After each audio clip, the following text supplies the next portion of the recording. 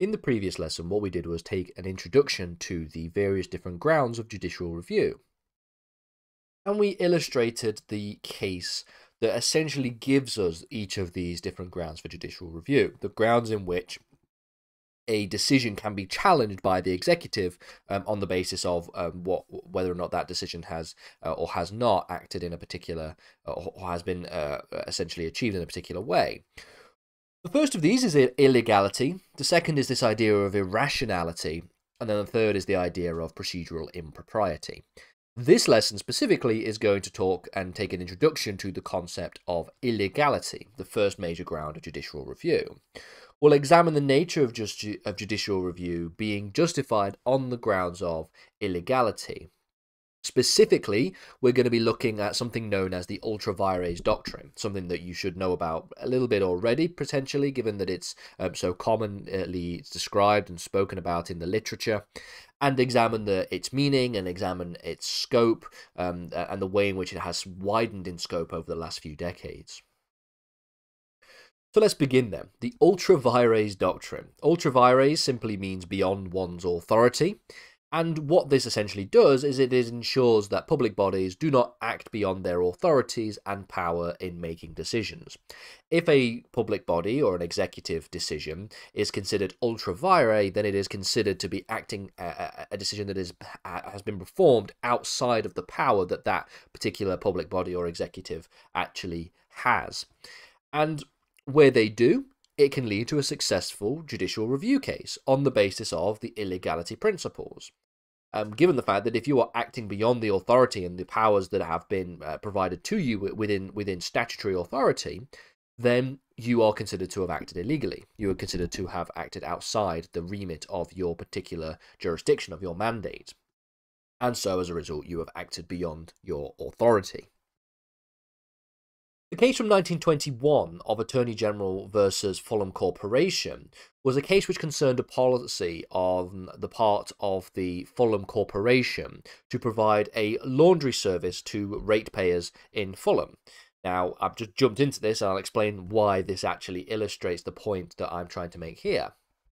According to the defendants, the, quote, Baths and Wash Houses Act of 1846 to 1847 gave them the power to do so. A very, very important piece of legislation, I'm sure, that I'm sure every single law student has read from cover to cover, the Baths and Wash Houses Act.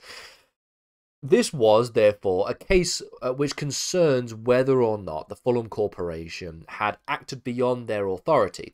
Whether or not they had exceeded their statutory obligations and powers by essentially going beyond what was granted to them in the Baths and Wash Houses Act. The court had held that they had acted ultra vires, and so as a result of which they exceeded their statutory authority, and so the decision was considered to be illegal, and as a result of which the judicial review claim was successful.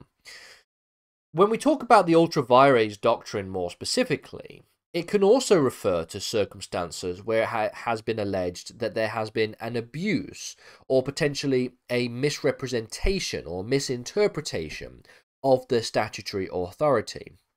This has been seen in recent decades as something of an expansion of the ultra vires doctrine. So rather than it being just the case that you have a specific remit within the statute and you have acted outside that remit, instead you may have abused your authority, or you may have misinterpreted your authority. The result is theoretically that you have still acted outside of it, but you have acted outside of it in a way that is different to an ordinary and traditional understanding of what the ultra vires doctrine tells us. Where there has been a circumstance in which a public body has made a mistake at law, which takes them outside of the powers that have been enshrined to them to statute, so where they have essentially mistaken what the statutory authority is telling them that they can do, and this mistake at law takes them outside of the powers, and so therefore they act ultra vires as a mistake of law, they have made, as the courts define it, a jurisdictional error. They have made a jurisdictional error when they do so. The court's findings of jurisdictional errors can actually be very, very broad in scope, and so also represents something of an expansion of this idea of ultra vires in the recent decades in which the legislation has, or at least in which the principles have been spoken about and been discussed. It does not just refer, for example, to the circumstances where there is a mistake at law, which is, of course, the beginnings of the conversation when we think about jurisdictional errors. But now it also could be suggested that it includes a misrepresentation or an abuse of power. One such example of this is the failure to take into account relevant considerations in the decision-making process. This is considered to be a jurisdictional error and could cause the decision-making authority to fall outside the scope of their statutory obligations, and as a result of which have acted ultra vires. Another alternative is this idea of potentially taking improperly taking into account of irrelevant considerations. So the idea of so this is obviously the other side of the coin in relation to the jurisdictional error.